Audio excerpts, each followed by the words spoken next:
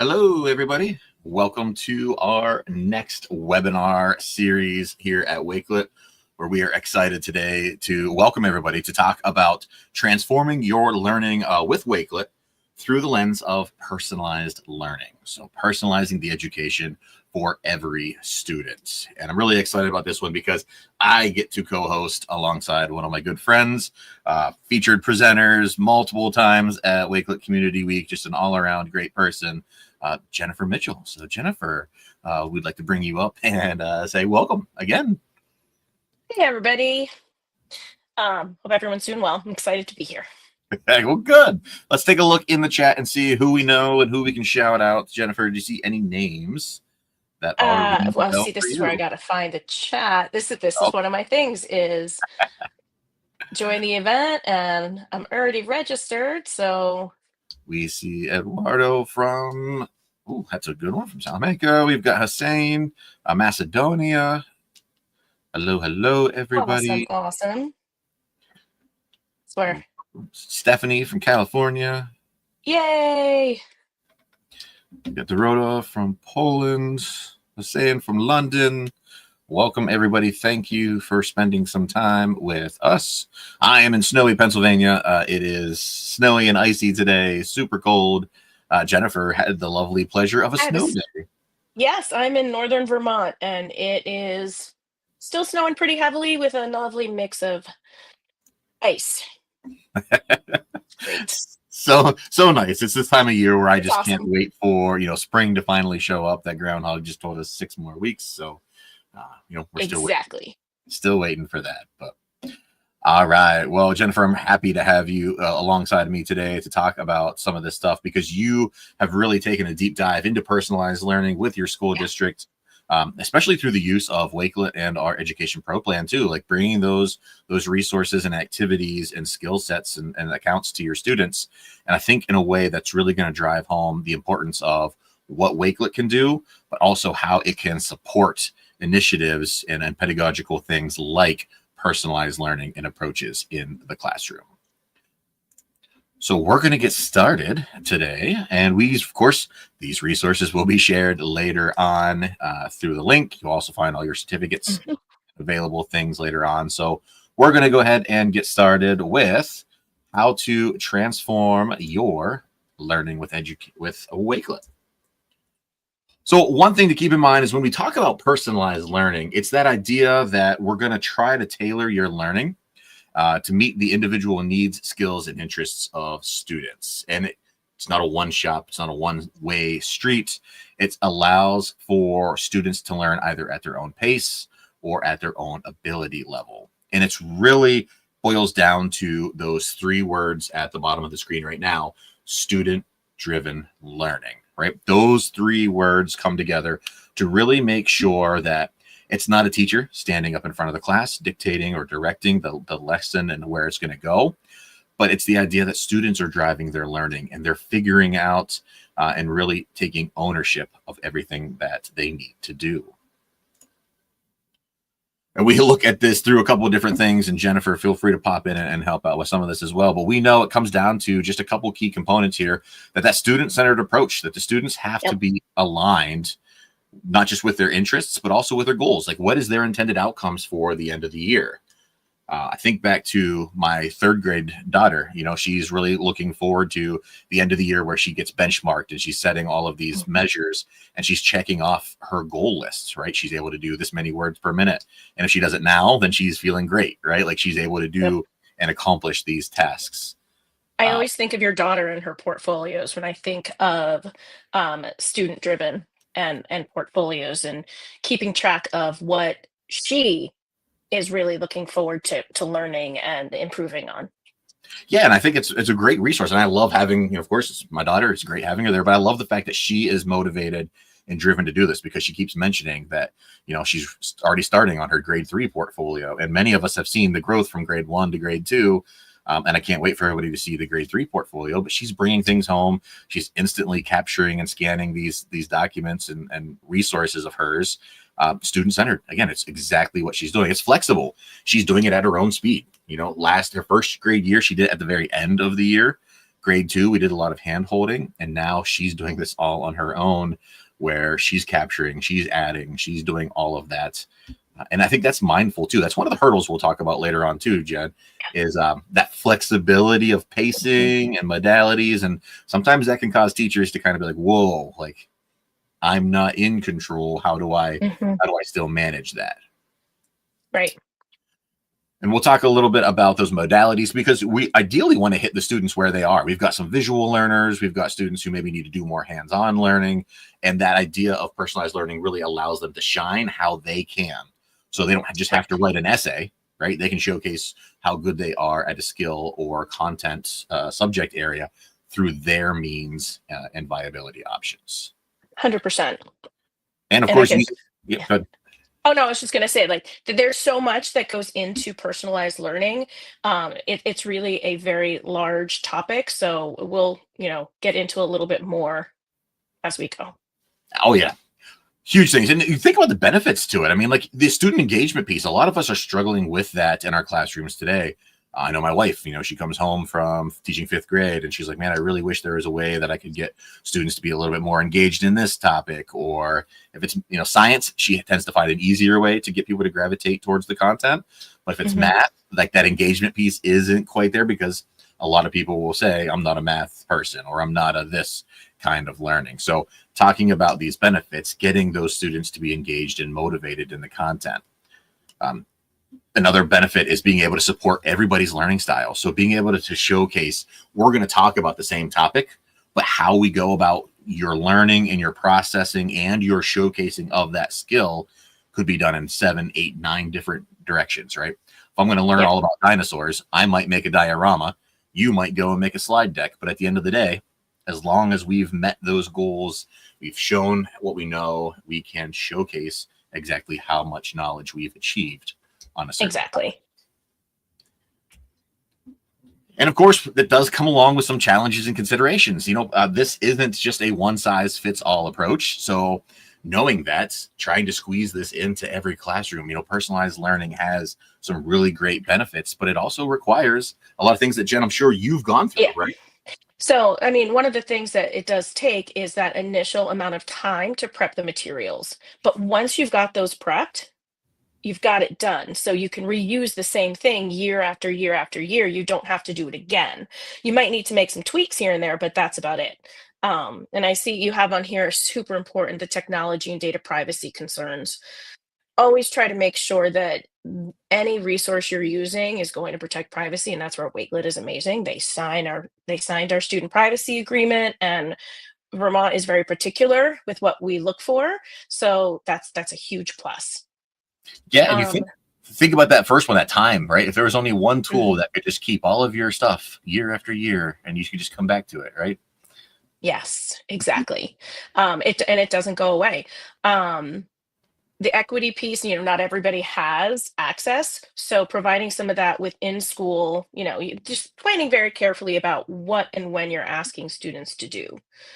I know there's lots of good questions in the chat about the benefits of personalized learning and how it goes. So that's some of the professional development that teachers need to do ahead of time. Going to cast.org is a great place to get started with Universal Design for Learning, which is personalized learning. So dig in there. There's a ton of resources. Yeah, and when you think about that, because I know your district spends a lot of time on that personalized learning approach, as well as many others out there. And there might be some who are on the complete opposite end where they want to get started, but they don't know where to start. I'm just going to jump ahead to a question real fast. Is like, where would you recommend that starting off point for people who are kind of interested later on today? You said, I know cast.org, but is there something else like PD wise or They provide a lot of PD in CAST. Like I just finished my UDL credentials, levels 1, 2, and 3. So I can identify, I can recommend, and I can create using the Universal Design for Learning benchmarks and targets. So, and it's really a matter of finding the resource that you're comfortable starting with. ISTE also has some wonderful self-paced learning opportunities that are not super expensive. And becoming a member, you get an even bigger discount. Some of them are even free at different times. So those are some really good places to start. Katie Novak is a fabulous resource. You can just search up her name. I'll put some links in the chat in a minute, but those are some really great ways to get started, and starting small with what personalized learning can be and how you can reach all students. Yeah, and I think for me, like my journey through education, I've been a classroom teacher, then I went into administration, and that's kind of where I had, for me, the first time I did personalized learning, it was a very small nugget of time where we were able to enter Genius Hour and get that started Hmm. in the classroom, right? And it was that idea of, stealing it from the Google and the 20% time, where students got to chase down a dream, they got to chase down a passion, something they were really considerate about and wanted to learn more about or do. And then they were able to apply that and showcase it at the end of the year. And I thought Hmm. it was really interesting because here in rural Pennsylvania, and I'm sure in rural Vermont, it's very much the same. But it was the idea that these students, oftentimes they're in a bubble and they don't understand how the world is interconnected and how what Yeah. we do here, right, can affect other places as well. So it was really neat that some of my students were like, I'm going to do a research project on Michael Jordan. Sure. Okay. Like if you're really passionate about Michael Jordan, I'm not going to tell you no. But then we had the kids who, it was really interesting. And you can tell me if maybe you've seen the same thing or not, but the high flyers struggled because there wasn't like the defined parameters Hmm. of the project. Whereas the ones who maybe you wouldn't have thought would have done the best, they were like, I'm going to do this project where I had a girl who took old blankets or old clothing items and repurposed them into blankets and then sent them over to troops that were overseas. And like That's awesome. super cool use case, right? But they knew exactly what they wanted to do, right? With no Hmm. hesitation, no problem. They just jumped right into it. Is that something similar that you've seen too? Is sometimes there's that struggle between students? Yeah, and some of it is also that motivation piece. Students who don't have a growth mindset tend to struggle more if they're not willing to take the risk and know that it's going to be hard and they got to keep working through it. It can be more difficult because they don't have that self motivation to just keep plugging through. So that's the learner agency piece where students get to know themselves as a learner with what they need in order to do the best that they can. And it's something that you have to build, just like your daughter's reflections. She started off small, lots of guidance, and now she's flourishing on her own with it. You've got to build that culture of what it looks like to be an independent learner. Yeah, yeah, and I think that's a great way of thinking about it. Is like letting students develop these skills that they're going to need, and sometimes that involves them falling flat on their face for a minute, Hmm. but being able to take that and do some baby steps, right? Learning the Yeah. skills they need to move forward. And that's where Wakelet can come in and support this. If you're looking at just how can we do some initial personalized learning, and I can tell you, Jen has got some really great examples queued up and ready to share that you guys are going to just love. But it's the idea of these four pillars, right? Content Hmm. curation. If I'm looking for that streamlined approach to just deliver content to my students on different levels, I want to make sure it's personalized. I want to make sure it's differentiated. I can create all these different collections of resources and in different modalities, Hmm. right? I can have more videos for certain students or more websites for others or more hands-on topics. That ability to customize these curated collections and share them out makes Wakelet one of the best things for personalized learning that there is. Yes, Then of course, 100%. yeah, then of course you get the collaboration piece, right? And you want, sometimes there's that instance where you still want students to collaborate and work together, and being able to engage in a collaborative collection and pull their resources and showcase how they did on a group project or something else. It's still personalized learning, even though they're working together, because they can bring their skill sets and strengths together to showcase even more. And Yep. what I know you know a lot about is digital portfolio. So I love our conversations because we always eventually get to portfolios anyways. But digital portfolios, right? Like we've seen these students who, I was a great test taker, but I wasn't Hmm. prepared leaving high school for college. Whereas, some other people are better at doing all of the work, but they were bad test takers. And you put us Yes. on par with each other. My test taking scores looked really great, but they probably should have taken some other people into the programs, right? To have that more holistic representation of that student. Yeah, I mean, in the real world, you're not taking a test necessarily to show that you can do the job. You're putting together a resume, you're putting together a collection of your experience to show what you can actually do. So that's where working on how to showcase your talents is a skill that everybody needs. Perfect. All right. So, with that baseline information of a little bit about personalized learning and what Wakelet can do, we're going to talk through those pillars of it with the lens of Jen and myself in that classroom setting. So, we're going to start first with organizing content. And these are the resources that you're going to have available. Mm-hmm. There are a multitude of resources. We're not going to cover all of them. So, please dive into this resource collection when you get it, because we're going to just scrape the surface, but there's so many good contents in here. So, Jen, which one would you like to discover first?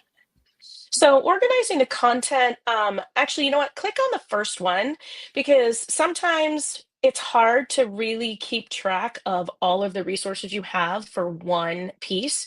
So, this might seem kind of redundant because I gathered these all from one website, but for me, organization wise, it's easier for me to have everything in one spot where I can just click on the first unit and then go through those lessons. And I'm still playing with the layout of some of these. So these are all from the San Francisco computer science curriculum. And I'm finishing up this unit right now with my first graders.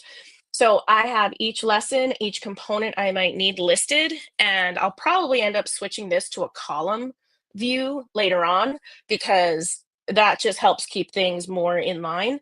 But yeah, everything I need is right there. It's literally right there. I've got my reminder of what it's about and what stage I might be at. So that for me helps keep it in that one spot. I don't have to remember the website. All I have to do is remember I know it's on Wakelet and then go through my collections. I know this one. I highlighted this one because I thought this was a really cool one too. This whole digital drama unplugged. So this is a combination of curation and a playlist. Okay. So, and I'm not gonna say kids get it immediately. They don't. You have to teach them how to go through a Wakelet as a playlist and help them understand it. Once they understand how all that works, it's a lot easier. And one thing I've noticed is that it makes more sense to them if they're also creating their own collections at the same time. So this literally, it's right straight from Common Sense Media, Common Sense Education. It's a sixth grade lesson on digital drama and the things that it can cause. It literally, it walks them through step by step what they need, and there's interactions. It did take work on my part to set it up. Like, I had to take screenshots of certain pieces so that they had the resources they needed in order to do the work and answer the questions. So it's just a really nice way to go through and have them think, and giving them an explanation of what they need. And the awesome thing is that if you have a subscription, a school subscription with Wakelet, all you have to do is create the collection once and then share it as an assignment to your class, and they each get their own copy. You just read my mind. I was going to say the same exact thing.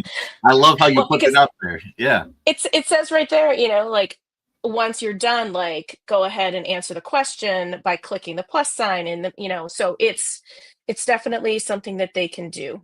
Yeah. For those of you that aren't familiar with that, in our Education Pro version, you have the ability to have an activity button up here in that middle corner. So you build that scaffolded lesson plan or playlist, like Jen said, and you can kind of give them prompts, you can give them everything, and then you leave little spots or notes for them to fill in with content or slides or Canva presentations, whatever it is that they want to do. You click that activity button and it instantly goes to all of your students in that class. They each have their own editable copy that they can transform and interspond with, and the teacher instantly gets all of them back in a single thing. So you can go through, give feedback, see everybody's responses in line, which I think is super cool. So I'm really glad you brought that up. And I love the layout. I think playlists for students, it's an easy entry point, right? You can provide so many different materials and resources. And the best thing is Wakelet always does play nicely with everybody. So you can bring in a Nearpod lesson. You can bring in a Pear Deck activity. You could bring in like all these different pieces, a Kahoot quiz. You're tying it all together. One of the things that one of the sixth grade teachers at my school and I did was we created playlists for her math class. And within a card, we added a note, and there were choices for them to choose within it. You can click on this link and do it this way. You can choose, like, yes, it's math. We want them to use paper, pencil, and they do have workbooks. So they had a choice. You can do this page, or this page of work. And you can hyperlink any content in a note. So we use Snorkel for them to give an audio response and to show their work. And we were able to put a link right in our Wakelet to direct kids to get to Snorkel. So it literally is your one-stop shop. I love that. And I want to highlight one more before we move on to the next pillar. But Sure. we think about the terms of personalized learning and we think of teacher to student, that kind of ideal learning. But I love that you have a resource collection for families, Parents. right? Yes. For Title One Yes. night. So I want to dive into this one too, because it's Yes. still personalized learning. It's still that idea that you're meeting the parents where they are in the mode and modality that they like to be engaged in. So can you talk Mhm. about this one a little bit? I can. So we are a Title I school, and every fall we put together, well, once a year we put together an academic night for students and families. And this particular night we had a circus theme. So what I did was I curated all sorts of activities, both digital and paper pencil ideas, into one space for parents and for teachers. Teachers will ask me questions and I'll refer them, I'll send my link to this so that they can find options for themselves as well to use in the classroom. So we have two pieces to it. It's our literacy, our ELA, and our math. And for each subject area, I have a collection for technology that we use in the school or that families can use at home, and resources to the games and activities that we played that night with those who were present. So they can go back and find what they need. Oh, and science. I'm sorry, we had science in there too. Yeah, say it's a really great way of shortening up. Like I think back to my administration time, newsletters going out, you're posting things on your website, but ideally, like a one-stop shop to have all access to all of those materials, and they can do it on their phone, right? Like they just get Yes. the ability to do it where they are. Again, you're meeting them where they need to be. So a really cool lens. I'm glad you included that because I was like, this is another spin on it, but it's Hmm. still very relevant for many of us who are out there and dealing with parents and families at home. Yes. All right. What else we got? All The right. So differentiating instruction. yeah, we're going to move on to that one next. So we know that's just as important as everything else, too, is the ability to differentiate the instruction and the way that things are going. And I guess my example was first, and this is an example that I used way back before joining Wakelet was with my time doing work at the BOCES in New York State, being able to share resources and trainings and different things for teachers around the country. The ability for me was like if I was teaching something that was very tech heavy, in this case, I was doing Fortnite creative. I'm talking about the content that's up there. Like that's something that's not easy for everybody. Not everybody is a coding expert. There are different levels of Hmm. familiarity with that. So when I was doing one of these trainings, I was like, you know what? I'm just going to use Wakelet. It makes a really great way of getting all my content out there for everybody. But again, through that lens of multimodal learning, because now I can put in here and say, like, look, if you're totally new to Fortnite, start over here in this documentation, learn the lingo, learn the terms, like where do all the button maps all go? How do you even just navigate around that world to begin with? Then we could get to, okay, there are all of these different activities that we're trying to do. So there's 5 different activities. And if you've ever tried to do 5 different activities in your classroom, you can feel with me. They're at different places, different levels, and no one actually is going to feel super comfortable the entire time. So I Right. broke it up into like this choice board. And here is like the website if they wanted to learn more about what the activity was before they made their choice. Here is the lesson plan. So what were the standards and stuff that was aligned to the outcomes of the actual activity itself. And then I gave them both the student and teacher guide PDF because the student guide would teach them how to do the lesson. The teacher guide would provide a little bit more instructional purposes because it'd say like guide students to look here to get that little helpful piece. But knowing that my teachers in that audience might not be super powerful coders at the entire time, I could find the YouTube videos that go along with it. And now they could watch the video, pause it, do the last 4 instructions, pause that, go back and do that. So it really helped get that PD training personalized to every one of those teachers. So again, that choice board idea was really awesome. And part of the personalized learning piece is thinking about all the different difficulties students, whoever your learners are, teachers or kids, what obstacles might they come across as they're trying to learn the material or show what they can do, show what they've learned. And that's where, by personalizing it in UDL language, you're breaking down barriers and you're providing better access for all students. I'm gonna, while you talk about another one, I'm gonna find an image that I have that kind of helps explain what that looks like in some different talk. But I can do that. I can add it to the collection later. Okay. Do that later. Perfect. And one of the things, just another example of choice boards before we get to your example too, Alex Isaacs, good shout out to our good friend Alex here. And he's got so many choice boards, so good at all of these. Yeah. But the Alex idea is an expert. Easily. And the designs, the elements, the lesson, the creativity, super powerful stuff. Super proud to call him a friend, and just so good at what he does. Being able to take the idea of choice boards and putting it into math, right? One of those areas that is notoriously sometimes tech resistant to say, where they're like, it doesn't help with math skills. Like Alex has proven time and time again where no, like look what you can do with math and technology in a choice board. And he's had some really great Pythagorean theorem things where students had to go and make these Canva designs that would incorporate that in there. This awesome choice board where students can go in and choose the routes and path that they want to take through a couple of different options, right? He's got the appetizer of formative and CAMI. He's got the part 2 to pick some of the Ed Puzzle courses. And then for his dessert option, he can go down and do a couple more options. And again, you're giving students choice. You're allowing them to learn on their own pace, because it comes back to those 3 letters again, student-driven learning. And that all ties back through the use of those choice boards. Yes. All right. And I know you, Jen, you wanted to talk about the author's craft one, right? Yes. So this one was created in spring of 2021, but it's still completely relevant. So this is where you're really getting into that personalized learning in terms of that student buy-in too, because they've learned the material, they've gone through all of the things, and this is their option to, this is how they're going to showcase and demonstrate what they've learned. This is the assessment on author's craft, and they've got different options. So I very clearly at the top explained it and what it is. And then I put in a YouTube video showing how to go through the Wakelet and what it looks like to make a choice and go through all that, because if they haven't used it before, they don't know. And then I explain each option.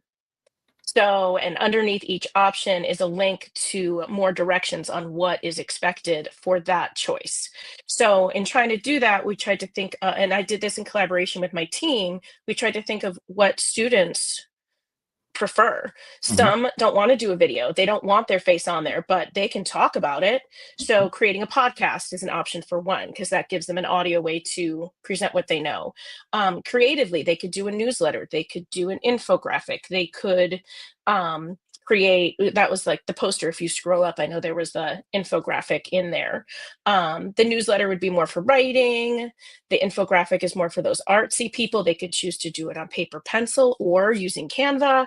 And then for those that we know are kind of like, I don't want to write anything big and long, but making it more real life with a Snapchat conversation, because you can only write so much. But it's still, again, giving them that creativity to show what they've learned. And the purpose basically is to convince somebody that they should read books by your author because of the craft that author uses. So that's an example of trying to provide ways that every single student might buy in. And it was a big hit for the students, that not one student really had an issue with any of the choices. Like, some definitely preferred more over others, but every student found a way to share what they knew. And if some of them, I'm trying to think back, because it was a while ago, some even created their own. I was open to them having their own idea for how they could share it. So, and I think that's what's so powerful about this idea is, like, any teacher out there, if you're watching this webinar, like, this is something you could take one of those projects that you're doing in your classroom anyway. And okay, like maybe you hadn't have your students do a podcast because you didn't think it fit in with your ELA standards, but really if they're writing out what they're going to say and then they're going to translate that into a podcast, they're writing their script, they're dictating what they're going to say, they're having those conversational pieces. Like, that's a great way of cross-curricular tying that in together. Same thing with a poster and infographic, right? Letting that creativity shine. Even making my slides, I'm helping on relying on Sam and Amy. And I'm like, hey, can you get me some really cool designs and some make it look more Wakelet-y, right, for my presentations? And I think that being able to be creative isn't always up somebody's avenue, but they can still put together slides and write it, and maybe others can, and that's their wheelhouse. So I think we have to look at personalized learning as the ability to provide the opportunity for students to really showcase what they know. And it doesn't really matter what the intended outcome is. As long as they know the content, they've learned it, and they're able to put something out, that's what we should really be focused about. And when you're personalizing the learning, you have to really narrow down the learning target. So if the goal is to generate ideas or create a draft of a story, does it matter if they're typing? Does it matter if they're actually typing or handwriting? Or is it a brainstorm and it's okay if they do voice typing or do an audio recording? That's where you can really differentiate. If you know what the actual target is, then you can have lots of different ways to work around it. So, same thing like with what Alex has put together in his collections, think about, is the learning target that you can do the calculation, or is it, can you navigate a big, deep word, multi-step word problem? So why can't they use a calculator if you're not concerned with the calculation? You're concerned more with following a multi-step problem. So that's where you can really open up lots of different opportunities for students. Yeah, 100% agree with all of this. And again, I hope those of you that are out there, please dive into these collections later on, because again, we're just scraping the surface. There's so many more great examples inside of these, thanks to Jen. And we're to keep talking. So student engagement and creativity, that third pillar, is that idea that allowing students' creativity to shine, because doing the same project every time and time again, they're going to get stuck. They're going to get into a rut. They're just going to be like, I'm good. I've done this so many times. But if you allow them to pick and choose to do a video versus a podcast versus, like you said, an essay, right, they're going to have more choices. They're going to feel more empowered to pick the one that they choose, or maybe they're going to choose something they haven't done yet because they're going to challenge themselves and try something new. Or they saw Bill down the classroom there, like he tried something different. And he's like, oh, I really liked what he did. I want to do that for my next project, right? They're always trying to learn and compete and upskill themselves. So when they see somebody else doing something super cool, this is where that creativity piece comes in. Yes. So where do we start? I would click on the community week, the third one. Yeah. Yeah, digital art portfolios. Okay. So this is something that my art teacher from my school last year and I presented at Community Week. And it was using portfolios in the classroom, in the art classroom. And so we've got more in there, all those resources for you guys to go through in terms of personalized learning and reflecting. And we have a new art teacher this year, who is also equally wonderful, and she has embraced this process as well. So our students that used Wakelet last year for an art portfolio based on their clay work are getting to use it again for their current clay work. So it's been awesome to see the students coming through and thinking back to what they did last year, because I added different questions. So that is JC Rivers, the art teacher from last year, who's still in the district. So if we still work together, she put together a sample portfolio to kind of show students what it could look like. And one of the beautiful things about using Wakelet is the students have a chance to choose how they reflect. And it's been so interesting to watch students who would prefer to type over record themselves. And other students who I know last year, based on their experience, some were like, it's so much easier for me to just say it because I can say more than I would if I was going to be typing. So that you have that option with Wakelet if you're using it in the classroom through a subscription to record videos. And what I've done, because preteens are very particular about their looks, is I'm giving them like sticky notes to cover their cameras with so that it can just record their voice or type. If you have students who also don't want to be seen, you can also use Mote. It is beautifully integrated into Wakelet. And you have a certain number of free recordings you can do a month with Mote, but that is another option. So yeah, having students think back to last year and their work with clay, and then reflect on what they're going to do differently this year It really is giving them pause because they had to dig deep and think back, and they're not usually asked to do that. So we're slowly building that reflection culture in the school.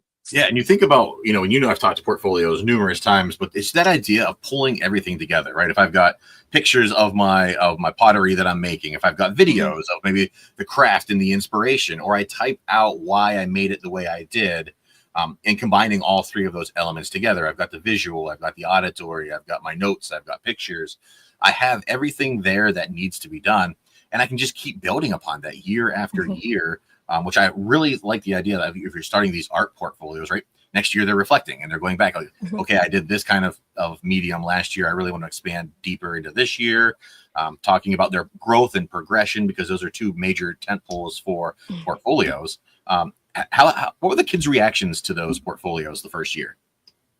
Um, it took them a bit to kind of realize what exactly it was, but once they started finishing their projects and they were going towards the end of the piece, collection, they're like they really actually liked the fact that they were thinking more about their work and it wasn't just a one-shot deal. And if you click on that first collection, the studio habits of mind, students will be using this year also, Okay. where periodically we're going to be asking students to think about those different habits of mind for the studio and thinking about what they can share and show to prove that they have made growth in that area. So they can choose whichever ones they want, and they can choose how they want to show it. So, But again, um, I love the instructions in personalized learning, right? You're giving them options. They want to record video or audio or type your response, to record, to type. Like, you're giving them that choice to do what they're comfortable with and talking about accessibility, if you click on there's the three menu dots in the top of the note card. The when you're building it. Yep. immersive reader can read it to them. Yes. Yes. So when you're in a card that has, well, it's yours, you can click the three dots and immersive read, all of those things in there. So immersive readers built in. Think about, while we're on this topic of accessibility, you can also do like speech to text, text to speech. So my daughter in her first grade collection used her iPad, hit the old microphone button beside the space bar, and was able to dictate to her iPad what she wanted to say, much faster than a Awesome. first grader trying to type on those digital keys, with far fewer response errors as well.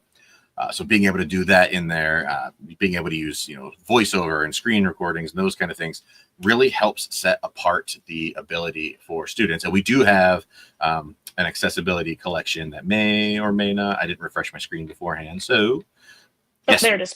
there it is. The accessibility features in Wakelet. We'll skip forward there. Alt text for images. So whenever the screen readers are going through, closed captions for videos. The immersive reader with that three dots.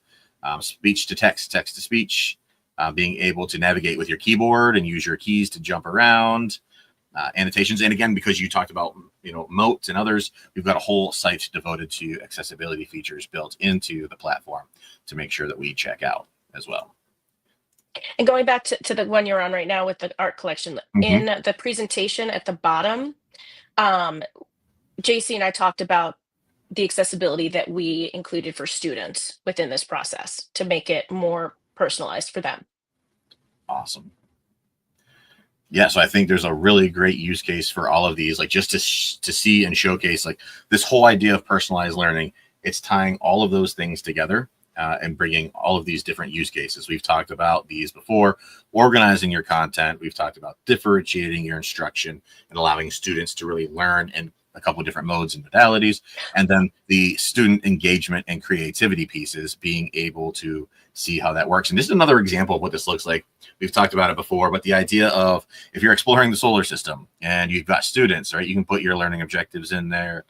You can put your different strategies to adapt for your students, right, from parents to assistive technology to personalized visual supports. And then they've got these things, so like check out the video, and then from the video they can dive into a website. And for the website, like if you're more of a visual person, I'm going to spend more time on this video and I might Mhm. rewatch it again because I might need to watch it twice.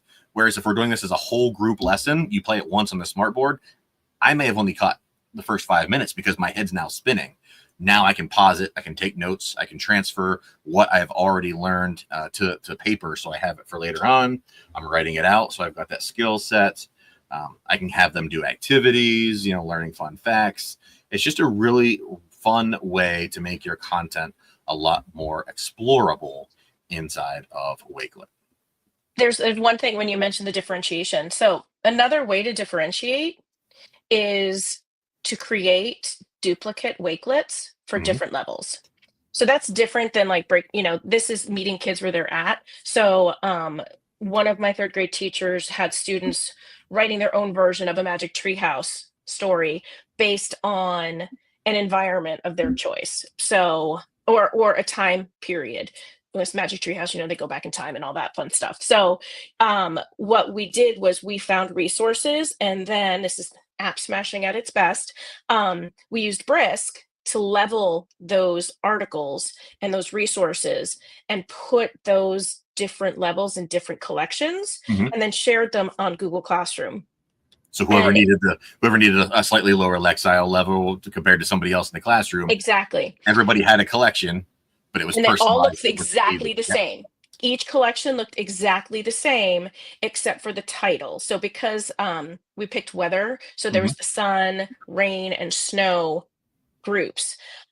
So each student had a collection that looked exactly like the person next to them, but it was personalized for them based on their reading level. Awesome. And what they could access. I think it's great. I remember thinking back to my days in the classroom. I would go and make my little center time, and I would have my centers, and I'd have centers that were, 3 different levels of centers, and I'd have to go and prepare 3 different choice boards on paper, copy them off. And I didn't want to do like different colors because then people would know like, oh, he's a green, this is a red. Like, so everybody was the same color, and I would have to make sure like who got the right one. And even no matter what you did, if you passed out the first group first, they knew. Yeah. So you're trying to figure out how do you equal that playing field and make sure that everybody feels inclusive in the classroom. And through the use of Wakelet, you just do that, right? You make your collections, you personalize them how you need to meet your students' needs. And then you just share, like you said, everybody's going to get a collection. The ones that they get, when I look over from my screen to somebody else's, it's going to look exactly the same. There's none images were the same. Yep. Everything was the same except for the words on the page. Great. Equity. And that's what we want. And we want these students to all feel comfortable in the classroom. We want them involved in the learning process to really take off and flourish in the classroom. Awesome. Those are some really great examples. And again, there's really a lot more examples in there. Jennifer filled us up full of examples. I added a couple in there as well. So please dive into that resource collection. I know Amy has dumped that link in there. So make sure you fill out the link to get your certificate of attendance and all of the resources in there. But before we go, we're going to open it up. Do you have any questions for Jennifer or I as it comes to the use of personalized learning and Wakelet in the classroom? And if not, Jennifer, I've got one queued up for you, just so you know. And while we wait, I'm just going to go ahead and toss it out there. So get your questions in the chat if you want to.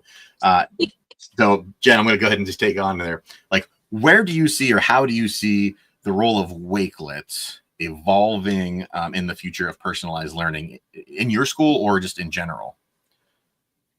The possibilities are endless. I mean, with the different ways to use Wakelet, the different layouts,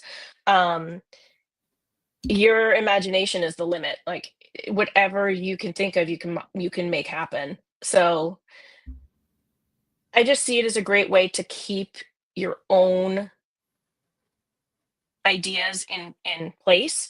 I'm trying to think. It's the sky's the limit. The sky is the limit because this is a great way to share information where it gets annotated for you. You get your images in the description for resources, and students can make it what they want. So it really can go as far as anybody wants it to go. Awesome. I'm going to address Susan. Susan put a comment in there. Yes. I am overwhelmed by what has been shared, but excited too. Susan, I think for me, it was the shift. I started as a 5th grade teacher. I taught the classroom and I was like, I knew where I needed to get to, what had to be done. And then they came to me one year and said, would you like to teach a STEM lab, right? And the hands-on project was all project-based learning, and how they were going to report back was going to be different based on each station or what project they were working on. And I had to kind of embrace the chaos, which for me for the first time was like, woohoo, it was a whole new moment for me. I didn't know how to, the talking became a great, I always thought the sound of just minimal talking was the best educational experience ever, but it's not. It's the sound of constant conversations. It was the conversations of students interacting with the content and sharing their knowledge with one another. So Susan, for you, I know it's overwhelming as a content and an idea to absorb all at once, but find an example of a project. Find something that's coming up that really lends itself to students being able to self-select how they're going to share out their learning, and try it with one lesson. Right? Don't try to plan for the rest of the year all at once, but try one lesson and see how it goes. Give students those choices. Make a collection that's got all the resources in there.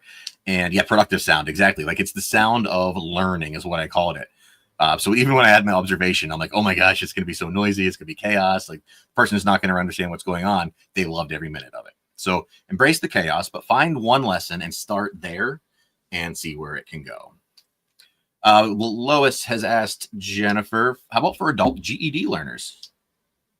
Honestly, it works the same way. In fact, it's actually probably almost better for adults because adults learn differently than students. But it can work exactly the same way. Exactly the same way. Um, and I'm dropping in the chat some resources. I shared the link to cast.org, to Katie Novak's site, Novak Education, and there is a book, Dive into UDL, which it's a great book, and you can start off small. So it's got 3 different levels based on your knowledge of personalized learning and universal design for learning. You could just be wading in, just getting your feet wet. You can go for like a surface level swim or do a deep dive if you know more. So that is another great resource to help you get started. Yeah, and Lois, you think about the GED and older students, it's almost the same approach, right? Whatever they're trying to learn, break it into smaller chunks and provide them with maybe some videos, some websites, some PDFs, some images, break it down by a topic and let them explore how they need to explore the content. And then let them share it out how they want to. I think Jennifer had some really great examples of those choices. Let them do a podcast to show what it is that they learned from that activity. Let them do an infographic or something done in Canva, because Canva is built right into Wakelet. But let them take those little pieces and turn it back to showcase something that they took away from that avenue. Yeah, I'm really excited. exactly. Yeah, I hope anybody out there who is going to try this, feel free to tag Jennifer and myself either on Twitter/X or Blue Sky. We're on both, and many other social platforms. But feel free to reach out if you need anything. Also, in the Wakelet community, I'm in there, so feel free to send me a message. Yeah. Well, Jennifer, thank you very much. This has been a great. I could host webinars with you all the time. I really look forward to our next time that we're together. All of you, thank you for joining us Yes, on thank this you. journey today through personalized learning. Make sure you click that link, fill out your resources, get that certificate link. Let us know if you have any questions or how we can help. For those of you interested in Wakelet, please reach out. Let us know. We'll be happy to set up a demo for you and showcase what Jen's done at her school with an education version. Just a lot of content that we can share. And yeah, hey, it's Thursday. It's Friday Junior. It's been a long week. I've had birthday parties. It's Valentine's Day tomorrow. So hopefully you all are staying safe, stay warm wherever you are. And thank you for joining today, and stay in touch. Thank you guys so much. Thank you, everybody.